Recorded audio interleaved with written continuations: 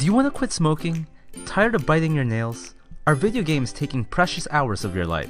Then it's time to break these habits. So today, I'll be talking about The Power of Habit by Charles Duhigg and explain the science of how habits work, how to break bad ones and rewire your brain, explain what are keystone habits, and most importantly, how to maintain new ones. But first, why do we even have habits? Well, habits allow our brains to become more efficient. If we had to think about every single thing that we had to do throughout our days, our brains would have to be monstrously huge. The only problem is, the part of our brain responsible for habit formation doesn't really know the difference between good and bad ones. All habits have three parts: a cue, a routine, and a reward. A cue is anything that can trigger a routine. So for example, you might drink alcohol every time you're at a bar or when certain friends are around. Or perhaps you might eat fast food every time you're stressed. The reward is the positive reinforcement, or that spike of dopamine that we all love. For alcohol, it could be that extra confidence or how it drowns your sorrows. For fast food, it could be the delicious taste. What's interesting is that at first, the brain experiences the spike of dopamine only once you get your reward. But over time, once the habit is formed, you experience the dopamine spike during the cue. This is why we get cravings which can be difficult to ignore. In fact, trying to resist these cravings will just deplete your willpower. So how do you break a bad habit? Well, according to the golden rule of habit change, you can't extinguish a bad habit, you can only change it. First, you need to figure out and become aware of the cues and rewards. One way to do this is by tracking your habits. For example, keep a journal and write down everything you eat. Record the time and describe the situation until you find a pattern. Once you figure them out, then you're halfway there.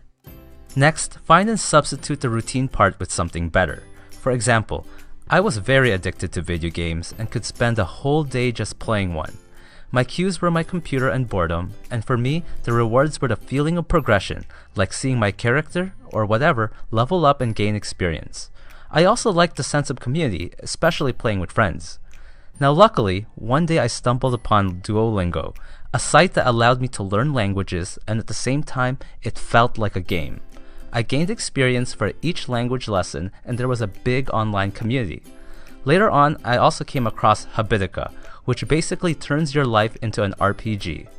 Every good habit I do, like reading, working out, watching educational videos like this, complimenting the girlfriend, and all that good stuff, I gain EXP.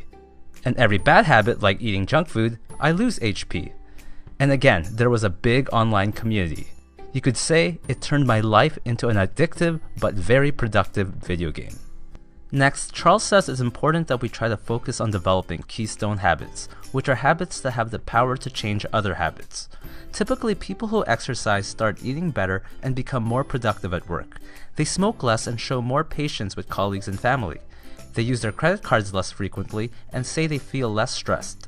There's just something about the habit of exercise that spills over. Now, many people can get inspired to start a new diet or a new workout routine, perhaps even see progress. But then when things become stressful, they return back to their old ways. So how do you maintain a new habit? First, you should visualize or write down your future goals and the reward the habit provides. Like for me, I make my subscribers goal for the week public for everyone to see.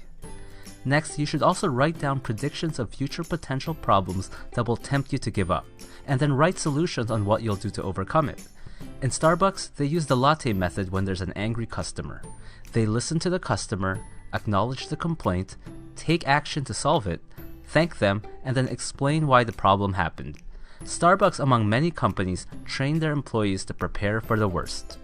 But sometimes, even having well-trained habits and preparing for the worst is not enough. You also need to believe. Tony Dungy, a Hall of Fame NFL coach, changed sports with his habit-forming methods. He didn't believe in having thick playbooks, but rather having only a handful of plays that was practiced numerous times until they became a habit. He applied the cue, routine, reward system. He wanted to remove the decision-making process, giving his team those extra seconds and giving them a big advantage. However, year after year, Tony could only bring his team to the playoffs. There, his team would always choke and return back to their old habits because the pressure was just too high.